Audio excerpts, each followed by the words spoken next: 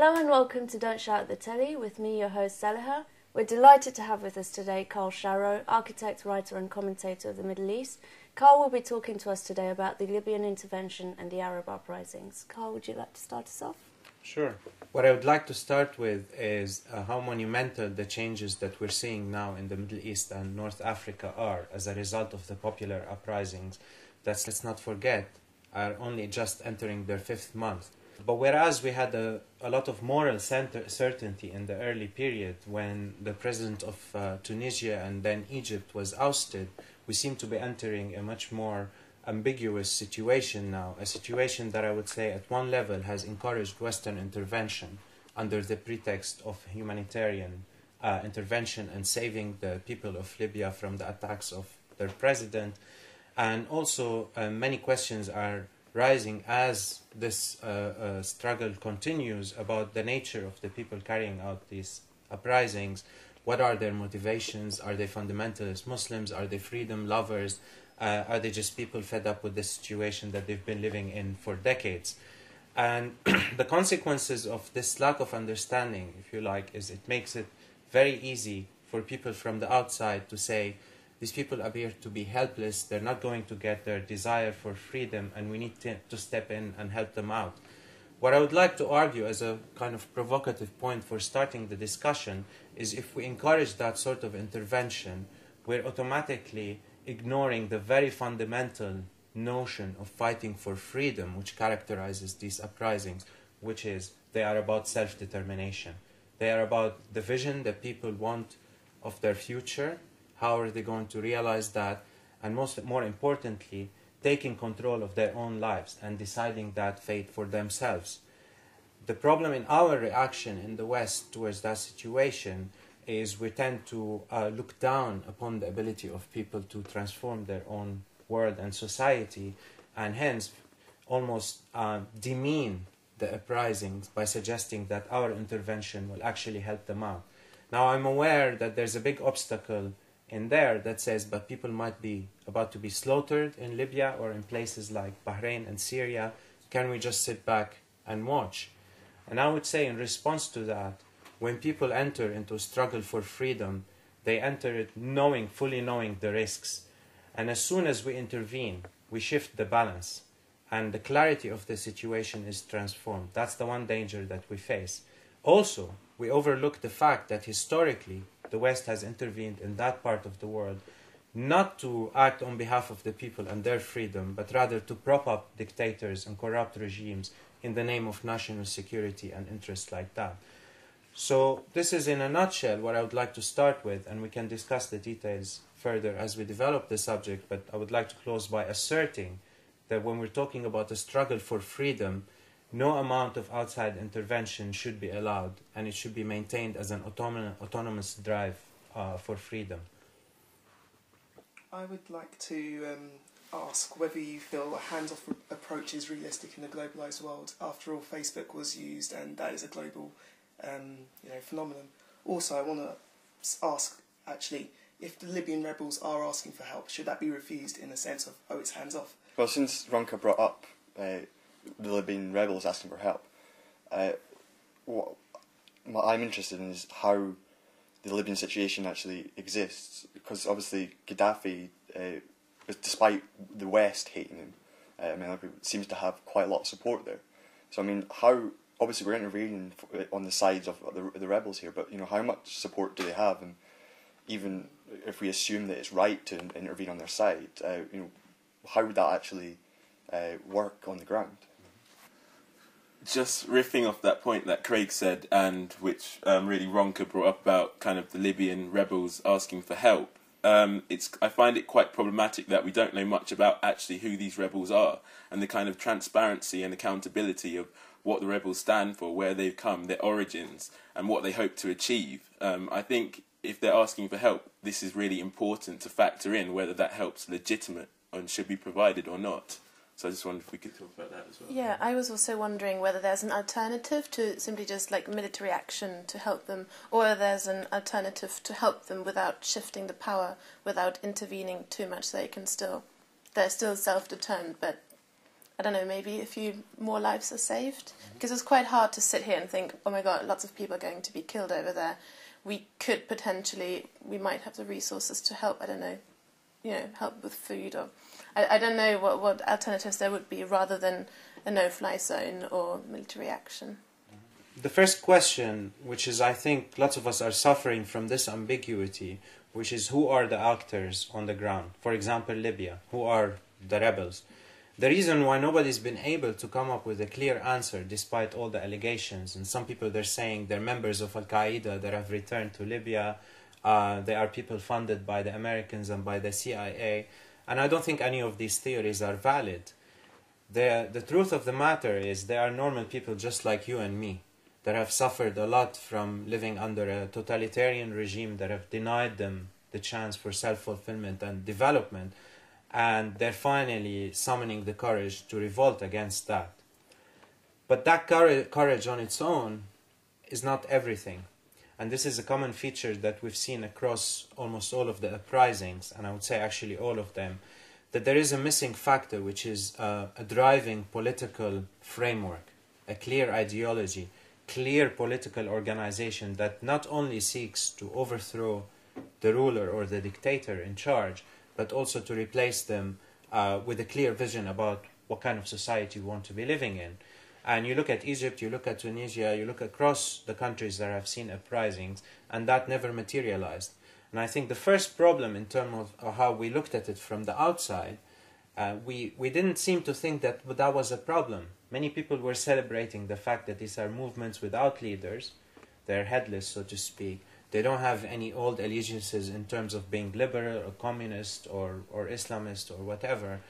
But that's obviously in the case where the uprising wasn't quickly successful, as happened in Egypt and Tunisia, and was taken a notch up like in Libya. Then there wasn't a clear alternative of how to proceed. There wasn't a plan of action. And we're seeing a very similar thing happening in Syria now, where we're entering the 40th day of very sporadic, small-scale demonstrations almost on the periphery, but they haven't managed to galvanize and gather themselves in one central location in large numbers. So that lack of clarity and organization leaves people open to all sorts of situations. The very quick successes, let's call them, that the Libyan rebels achieved in the beginning, and they appeared to be military in nature, but they weren't actually. They were just almost a reflection of how geographically spread Libya is, how the power over there is really centralized in certain locations but not in others. So it appeared to be a much more successful armed uprising than it was.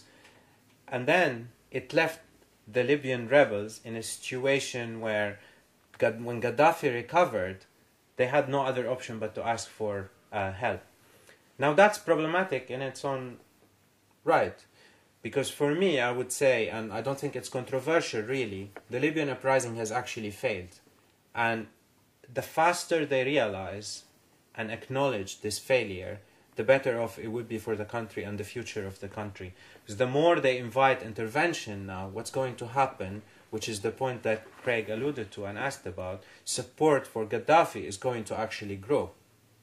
And the task that confronted the Libyan rebels from the beginning was not actually winning an armed revolution. It was about hearts and minds. It was convincing the supporters of Gaddafi to leave him, to dissent. That's the key point. How do you convince people to come to your side? And that sort of support didn't really materialize, despite what I say was very quick, apparent military successes on the ground. Now this leaves Libya in a very kind of difficult situation that some people are calling civil war. And at least it's a situation where open-ended questions about the future of the country itself are being thrown out now, including very recently, there's an idea that they should look for some sort of federalism, so divide Libya into east and west. And that's not a result that anybody would have anticipated from the beginning. Now what I would like to say, to bring it back to the subject of intervention, is had the Western intervention not have happened and propped up, and here I allude to Ash's point, perhaps a small minority of people that don't represent all of Libya, they might represent 20%, and they didn't manage to gather the majority. They didn't manage to galvanize support across all sections of Libyan society. But we're willingly going in there and giving them arms and training and air support. We're transforming the balance on the ground into something that's not determined by the Libyan people themselves. So what we're seeing is what started off as a humanitarian intervention in the name of saving lives might actually end in a protracted civil war that will certainly lead to many more deaths and casualties, and even more dangerously, long-term instability. So in a sense, we're preventing Gaddafi and his opponents from arriving at a solution that would have stopped the military confrontation and allowed Libya to move on. That would have necessarily have started from the fact of the Libyan rebels realizing that they have failed this time and there may be next time. So the lesson that I would draw out from it is our conclusions about the uprisings, which specifically stress the fact that political organization is not a good thing, not having leaders is actually something to be celebrated, are all wrong. We need to have the clarity and the organizations and the political objectives. Is there a danger, and I personally think this, that in our kind of eagerness and to embrace the Arab Spring and these uprisings as a true and genuine expression of self-determination, which I feel it is, there are definitely grassroots movements in a lot of countries, that we want it kind of to come to fruition now. We want that kind of immediacy and immediately to happen. Mm-hmm. Whereas there's been quite a checkered history of kind of uprisings, and especially in terms of embracing democratic ideals, and there isn't that kind of strength in continuity of this kind of movement, and so it's really in its infancy in a lot of ways, and perhaps it won't come to fruition in a lot of countries right at this moment in time. But in the West kind of urgency, they're superficially or artificially kind of trying to incubate this and put it on life support in a way, and that kind of co-opts the real authenticity of the actual movement itself, and actually in terms of does further damage to it. It would be kind of good, well, very theoretically, if the West wouldn't assume what we have is the ultimate, the best. If we could let them, maybe, they'll have revolutions, maybe several over, maybe bloody, I don't know, but they'll arrive at a completely different solution, a different kind of democracy, or that something completely new will come out of it. And I think it's quite dangerous of the West to assume, we know, or this is going to happen, or this could happen, there's like all these bad things, but maybe something over time good would come out of it, something that we couldn't even think about. That's certainly a possibility, and that's certainly something that we, in whatever political capacity we have over here, we should pressure decision makers to actually allow the dynamics on the ground to develop in their own right. But particularly, I think we should recognize the universality of the aspirations of people for freedom and democracy, even though it might take different nuanced interpretations in reality. So you might have this electoral system over here and that electoral system in America, for example. There are nuances, but fundamentally there's something very basic that we share as human beings. And as soon as we start to look at the other as somehow different and incapable of accepting or behaving in terms of the same assumptions that we do, then it's very problematic. And I would encourage everyone to look at the basic universal aspects of the situation. If we were living a sense of injustice, we would want to fight against it. Now, the problem with the reaction of the West is, I think, it has been the exact opposite from the beginning. And it was sort of taken aback, especially the United States, which has, since the end of the Cold War, created a regional system between Egypt and Saudi Arabia and other countries and to support its interest in the region. They have seen that collapse very quickly, very, very quickly, and didn't seem to be able to do anything to rescue it in the beginning. But if you look at the reaction of the elites in the West and Western leaders, they were particularly driven by the uncertainty. That question is, what's gonna come out of that? Who's going to be in charge after that, and how is it going to be dangerous for us? And that's phenomenal, how much decision makers and policy makers in the West examine every aspect of life through the prism of uncertainty and risk. And that paranoia, that obsession with avoiding unlikely outcomes, clouds their vision. So whereas they've been lecturing people for decades about the Western model of democracy and all of that, when the chance came, they didn't want to embrace it. They were completely preoccupied with this uncertainty. And the ironic aspect of the matter is, you talk to people in Egypt, or in Tunisia, or in Libya, they would say, actually, we have no issue with the United States. We would like to have the sort of government system that the United States has, perhaps one that doesn't go and have a war every couple of years, and isn't imperial, but the way that it functions internally and the internal dynamics of that. And it is genuinely, I mean, look at the fact that used to be observed a lot about the Middle East. Whenever there's any sort of popular uprising, the first thing that would happen is people would burn the American flag. And with all of these events, you've never seen a single American flag burned. You've never heard anyone say anything anti-American. And that was the failure of imagination of the West and America in particular in recognizing that this is a very basic aspiration for freedom, and if we support it, it's bound to play out well. If we stick to our principles, that's the point.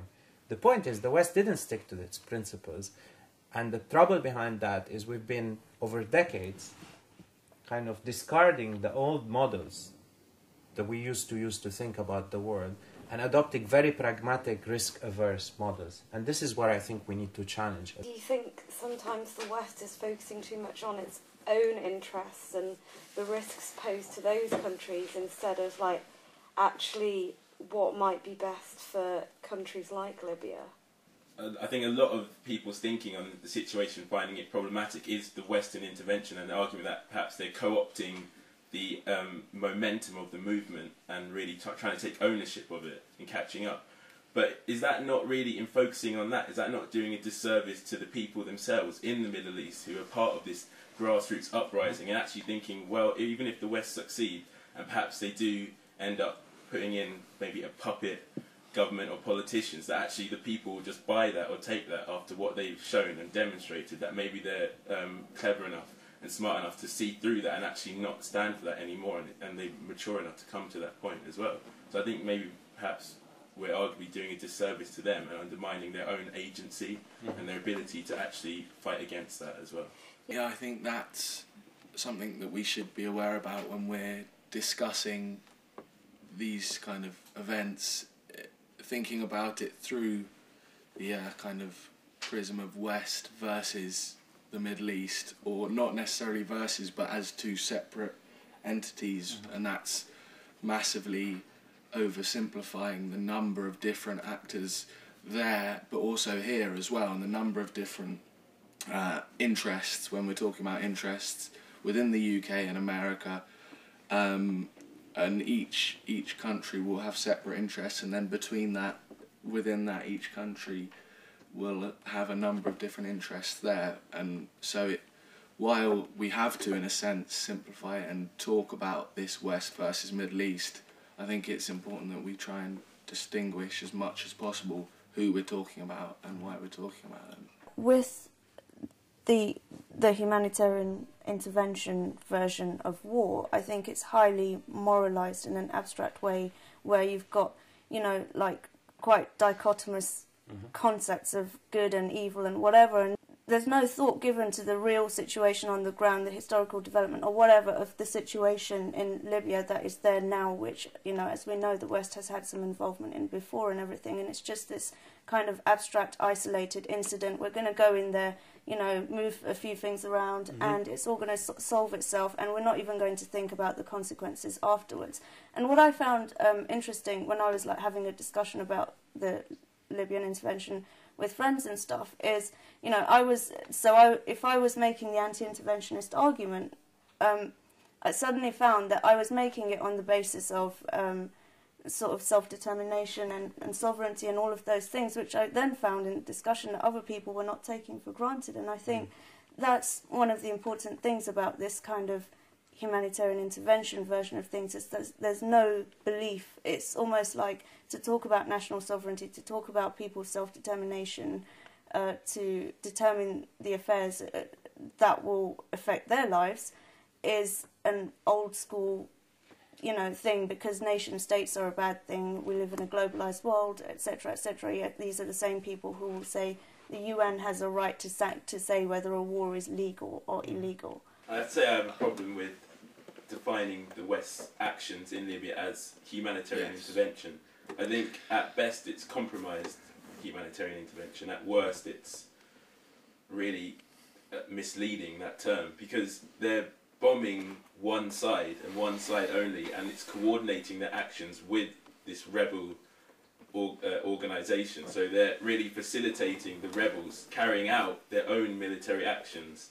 So that's kind of sustaining an environment where there's going to be conflict. They're really sustaining that environment by helping and propping up the rebels. So that's not, I mean, they might be saying they're saving lives, but there's going to be a loss of innocent lives as long as the conflict continues, which they're supporting with their intervention, which is military intervention. So I definitely have a problem with saying it's outright humanitarian intervention. I think that's quite misleading, to be honest. I'm very uncomfortable with that title as well, because I think that if working by that logic, we would be intervening in lots of other countries as well, and also that we would be, if we didn't have the resources to intervene in all the countries that we should be by that logic, then we would be at least talking out against it. And so that's where it seems to me that the difference between interest and humanitarian intervention comes in, and the rhetoric is big, and maybe it's a very useful rhetoric.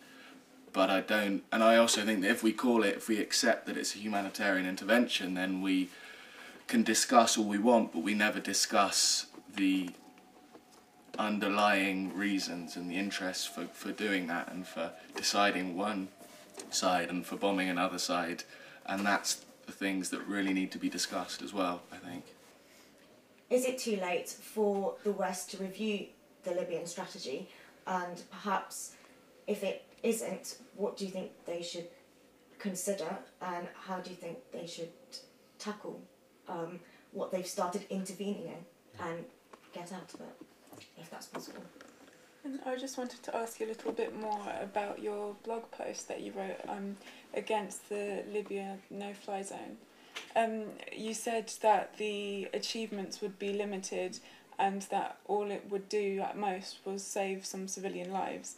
But do you think that intervention in that case could be justified on just those few civilian lives, even if it was such a comparatively small achievement? If by doing that we could stop, even just 5 people dying, do you think that would still not be justifiable?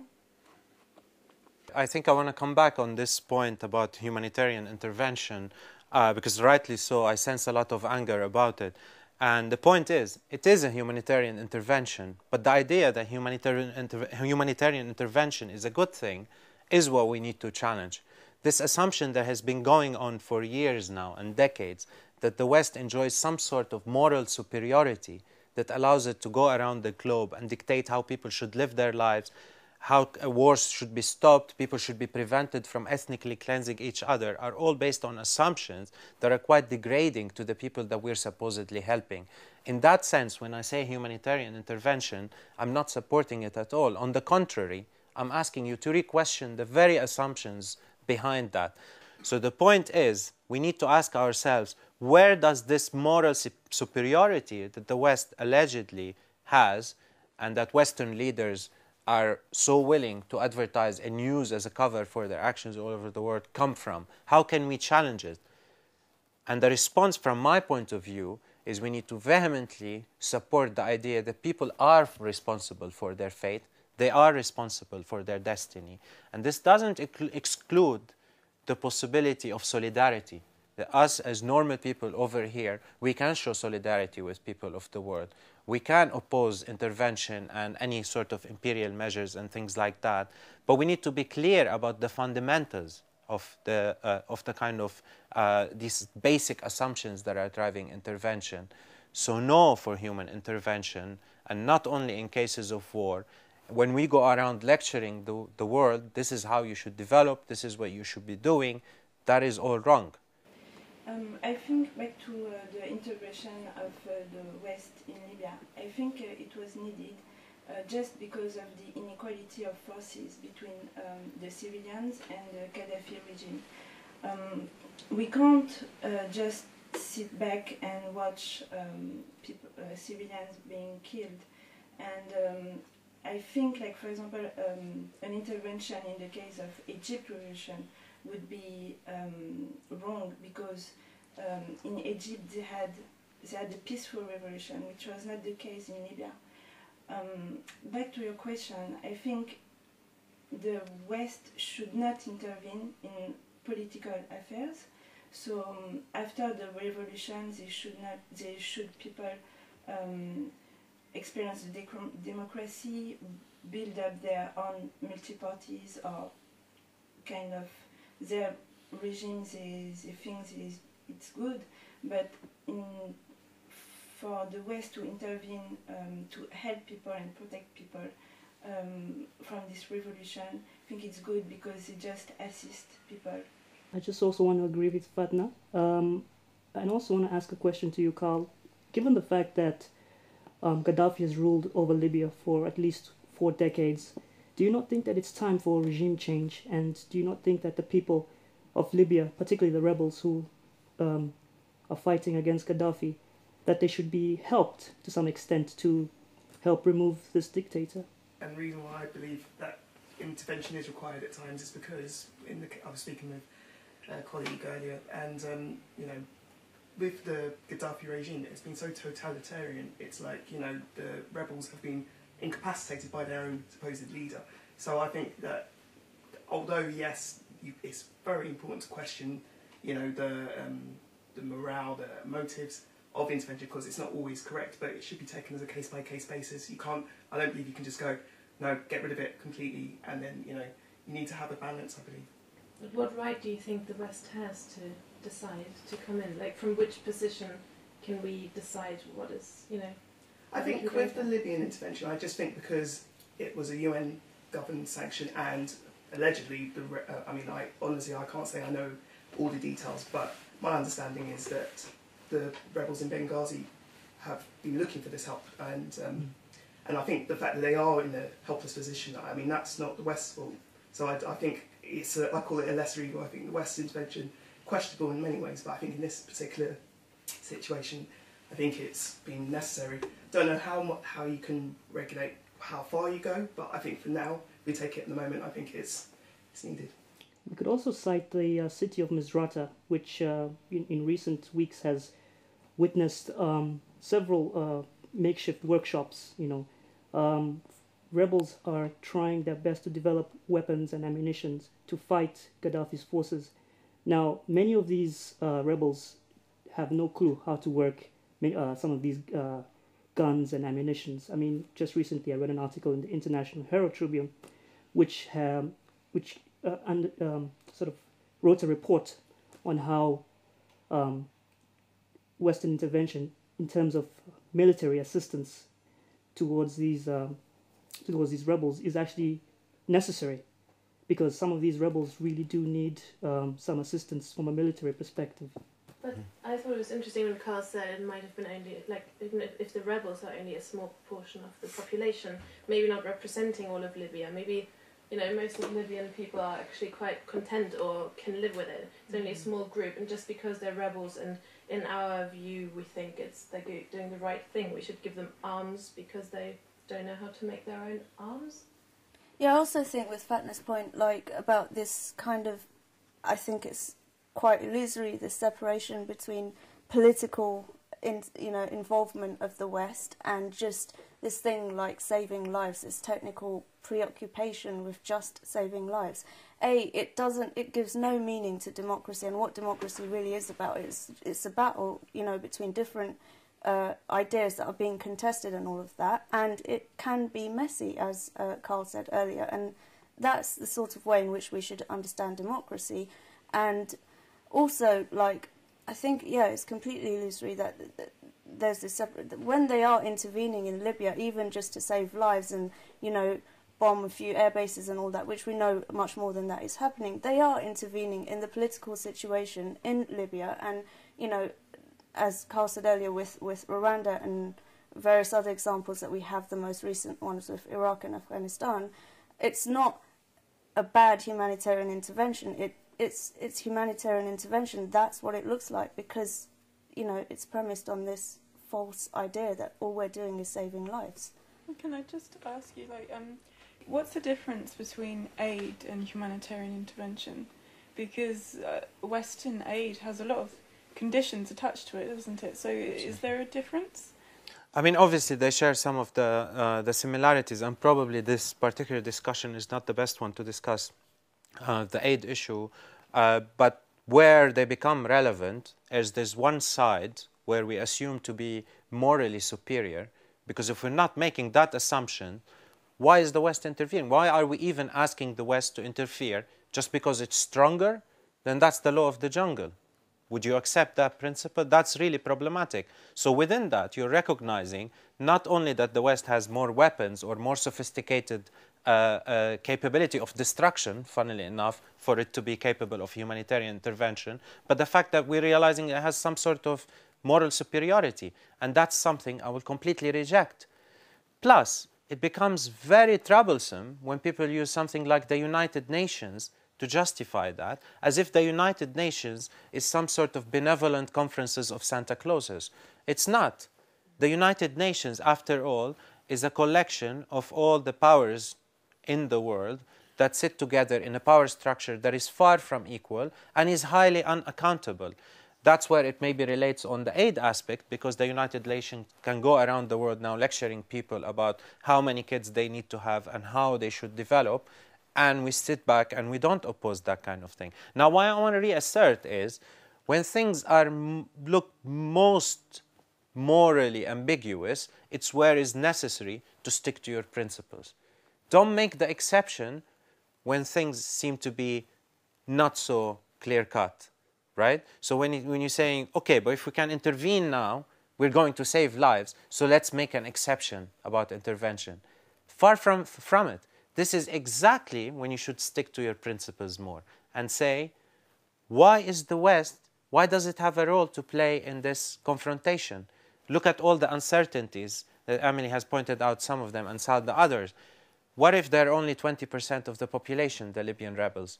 Who are we to go in there and force the 80%, the rest of the 80%, to actually abide by their rules?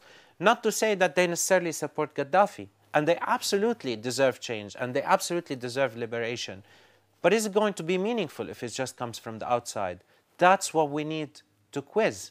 In regards to Bosnia, when the West did not interfere and they took a seat back regards to helping, and they interfered quite late, and in terms of whatever they interfered, it did not help at all in regards to resolve the situation. On one hand, there's this stand which they're taking the moral stand, and they're saying like, we have to help them, you know, and they can't help themselves, and so on and so on. And then on the other hand, there's a massive scale of numbers of people that are expecting them to do something, and I think that is what's encouraged them to take action, and that's what's given them permission as such. Yeah, I wonder if the French Revolution, which has done loads for our sort of part of the world, sort of in terms of thinking and, you know, sort of liberation, I guess, that was bloody, that was very messy, and there was nobody telling the French, oh, guys, you know, be careful, take charge of it. It was messy, lots of people died, there were regime changes, they were bad and good, but out of that whole mess came something quite strong that's still sort of, you know, the three principles are still sort of there, you know, we still believe in them, kind of. So maybe we just have to accept that a revolution is quite a messy business. I think that's an interesting point. I think a lot of people's discomfort or problem with the situation, with the West intervening, they don't feel comfortable with it, but their protestation of that's quite muted because of the fact that they see it as quite a David and Goliath context, quite a David and Goliath situation in which one side is so much more capable and stronger than the other, and it's quite unfair, and they're uncomfortable with the idea of such a loss of life on that scale, with the cards kind of stacked against one side, and so they're quite muted in protesting against the West intervention for that matter. But what I would say to that is that surely the people who are in the best possible situation to judge whether they want to fight against Gaddafi are the people on the ground in Libya. If they're of sound mind and they know the situation and what's going on, and they're still making the decision to fight against Gaddafi and know that the consequences could end up being a loss of life, and a loss of life in any situation is a tragedy, but they're so strong in their belief that what's going on is wrong and they can't tolerate it any longer, then we should let them do that, because that's what it takes for freedom. It's greater than us and ourselves and our physical embodiment. It's an idea and a belief system that's worth, I believe, fighting for, and if in that situation, perhaps even dying for. Which raises the point to a certain extent that Ronka addressed twice, I think, now. That is, they are asking for help. And some people find that a bit problematic. If they are asking for help, then surely there's a sense of legitimacy there. But I would say, and again, I wouldn't wish to be in their position, but if I were caught out, I would probably be asking for help if I find that the situation had completely turned against me. But then again, the decision that we have to make in that specific instance, by responding to this specific request, aren't we just not transforming the whole balance of power on the ground and perhaps favoring a minority that would have potentially destabilized the whole situation more than it was? So the problem, this is why I would like to always say, why don't we go back to principles and let's not make exceptions? But that doesn't mean that this is only, it's strongly about principles, but let's look at the pragmatic evidence. Let's look at the history of Western intervention in the past 2 or 3 decades and all the results of that. We've ended in Kosovo and Bosnia and places like that with Western protectorates that have absolutely no kind of solidity as free entities that can function on their own. They're completely dependent and they're completely reliant on continuing Western presence to be there. So in a sense, if you wanted to compare nations to development stages of human beings, they're always going to be in a juvenile stage, in an infantile stage, because they're dependent on someone else to kind of assert that autonomy. That's a fundamental contradiction. And the evidence repeatedly from Bosnia, where, by the way, it wasn't that the West didn't interfere.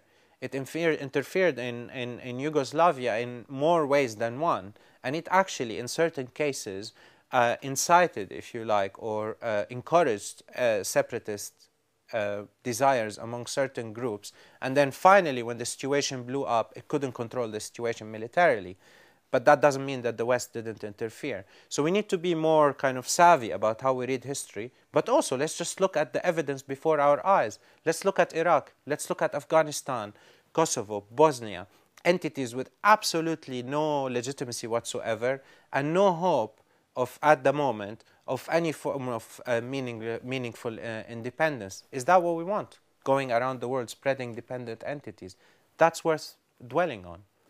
I think there's also a nuance of standards. The non-interventionist line can almost take over zealously, where it says there's nothing that we can call democracy, or that there's no formal sense of what we have that we see worth keeping, that we push on anyone else. And a lot of people become very uncomfortable with the idea of pushing liberal democracy as it stands in the West on anywhere else in the world. But along with that, there's also the element of standards, and this is why I think I really agree with Karl's point on principles, is that there's the element of standards where you have to say, out of respect for the people who are actually taking the courage, and it's an incredibly courageous thing to go and stand for what you believe in and to fight against a dictator who may have been ruling over you for 40 years, to then go and say, I have my right, I have my standards, I know what I want out of the world.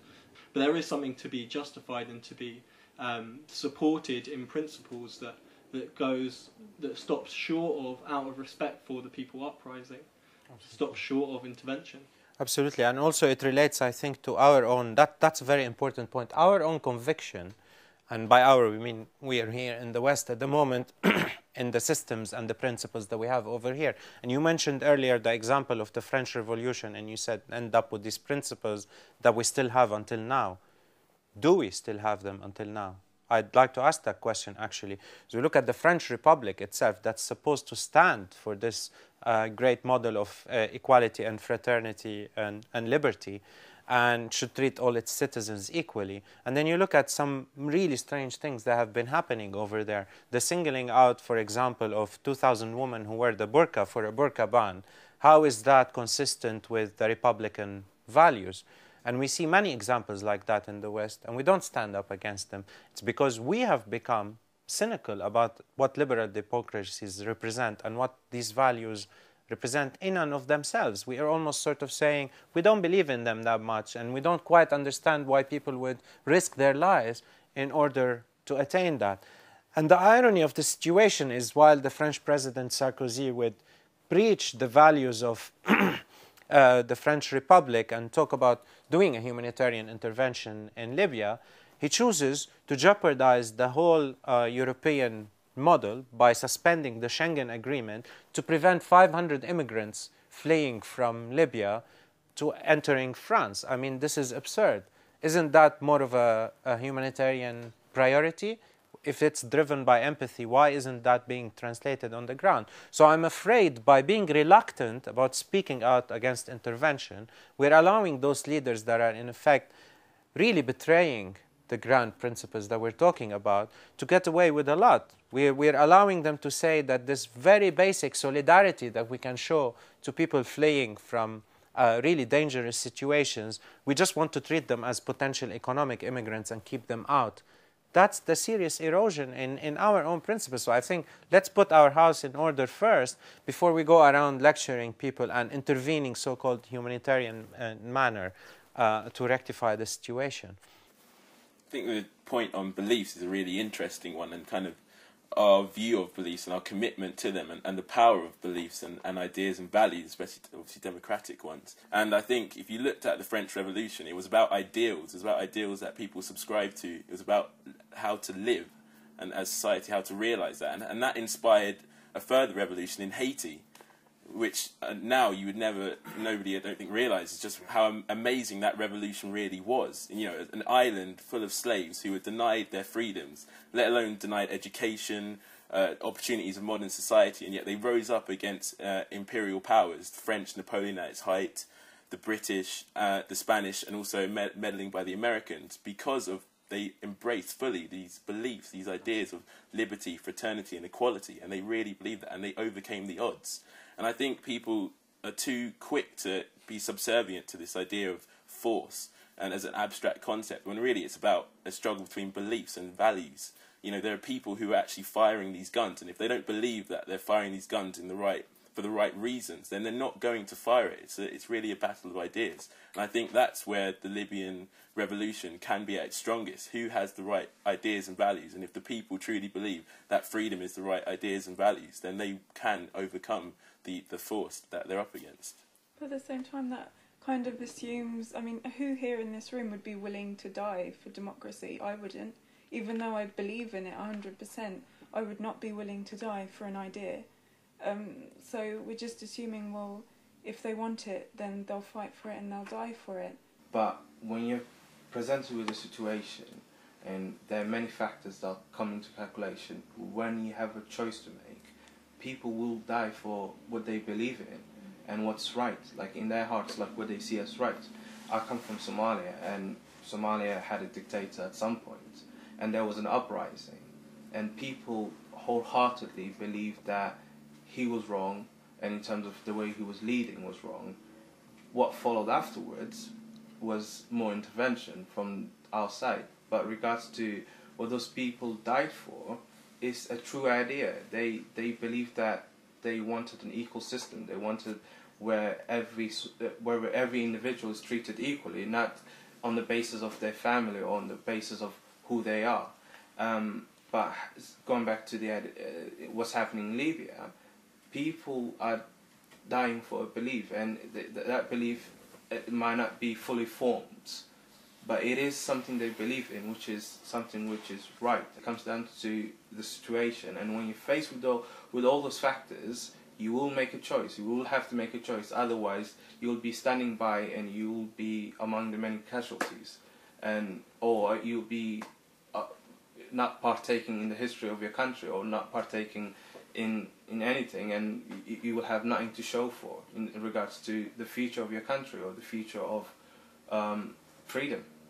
Well, I think if you actually said you were willing to die for democracy in Britain in 2011, I think you're probably off your head. I mean, the point is that there's nothing in Britain. There is nothing in nature of democracy to struggle for, and actually there are no battles being fought, which is actually one of the main problems why politics is so uninspiring, why people can't understand, can't really get a grip on what's going on in Libya or in Egypt, and that's because there is no battle. Nobody believes there is a battle. It's managerial politics. Nobody has a vision for what they want the future to be. So why would you want to die for anything when you don't think there's a future to die for as well? It doesn't really matter, I think, whether or not you yourself are prepared to die for democracy or whatever you're prepared to do, but you have the initial respect and desire that people live out their lives how they choose to, and really that's the very essence of freedom and the thing that we're meant to be defending. And so when it comes to intervention, all you're doing is getting rid of that respect and saying you can't do that. When they originally said in Libya that there was going to be a no-fly zone, and it wouldn't go any further than that. It was pretty obvious from the get-go that wasn't a promise they were going to be able to keep, that what they were doing, because their starting point was from one of saying, you can't handle your revolution, we don't respect you to take arms against your government yourself, we're going to do it for you. And that's not on a practical slippery slope argument, but that's just a principled lack of respect that is initially shown, and that's a starting point for humanitarian intervention that I think has shown itself in a particularly violent and horrific way in Libya. With regards to the countries who abstained from the UN Security Resolution 1973, it's not actually just Russia and China. We've actually got a Western country in there. Germany abstained, and I actually spoke to a few German people and asked them what they thought of their own government abstaining on this particular issue. And they said that, they don't necessarily feel that they have to side with the rest of the Western sort of mutual agreement, that it's kind of like almost obligatory to sort of agree to this this UN resolution. So I think there is proof out there that some countries or some governments are much more in touch with how the West have been looking down onto other countries and how they've intervened in the past decade or so. And I think Germany is actually an example of that. With regards to intervention, it's just, like a lot of us have been saying today, it's just very hard for us to actually be able to understand it, because, we live in quite a peaceful country over here. But also, I think sometimes it's better for us not to be meddling in things over there, and that to sort of have the respect for them, that they will be able to get through it by themselves. And yes, maybe it will be traumatic, there will be very difficult things to overcome, but I'm sure in the end it will be worth it. Obviously, lots of questions to address over here, but I think we need to narrow it down to something quite meaningful, because lack of intervention could be complete disengagement, and complete disengagement is also not a good thing. Looking at other people in the world and saying, I'm not concerned with what happens to them, maybe it's a form of luxury, but it's a luxury that few in the world can afford, and I think it's not necessarily the right attitude. And in a sense, I'm saying that because each of these events requires of us a moral position and a political position.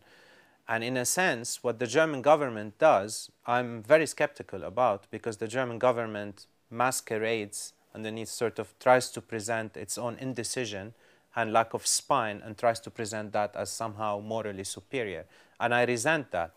Now, the positions that we need to take, the political and moral positions that we need to take, we need to be very wary of not falling in the trap of accepting what is fundamentally a political situation on the ground can be transformed into a very simplistic moral question on the like of the questions that you get asked in an ethics class in university, and it's basically, is it worth saving 10 lives in Misrata or maybe 100 lives in Benghazi versus I don't know what the future is. That's very dangerous, because we need to be very careful of what the political situation is and what its relevance is. And in order to kind of concentrate what that is, again, what many of you have said so far, it's about an aspiration for freedom and a kind of striving for self-fulfillment and self-determination that should be admirable. And if we don't feel that, there's something wrong about us. But we should draw the line in not wanting to become, if you like, patronizing and looking at these as fragile, at these revolutions as if they're completely kind of will collapse if we don't do anything about them. And if it fails, it fails. It's not the last revolution that would have failed, but people will learn from it. They will organize better, and they will come back and do it next time far better, and they will have far better chances of success. But the message is they would have done it according to a clearer idea of what they want to achieve and where they want to take their country. And we can say, we can show solidarity, and people have done that in the past, but we can show more commitment by opposing what governments are doing in a kind of very intrusive and patronizing way that ultimately I think will be far more destructive. But certainly, we need to feel that sense of solidarity. That's something that we can't walk away from. And I think that's a good message to end on. Well, I'm afraid that's all we have time for. That was a really interesting discussion. Thank you, Karl. Please let us know what you think. And if you'd like to get involved with Don't Shout at the Telly, email us.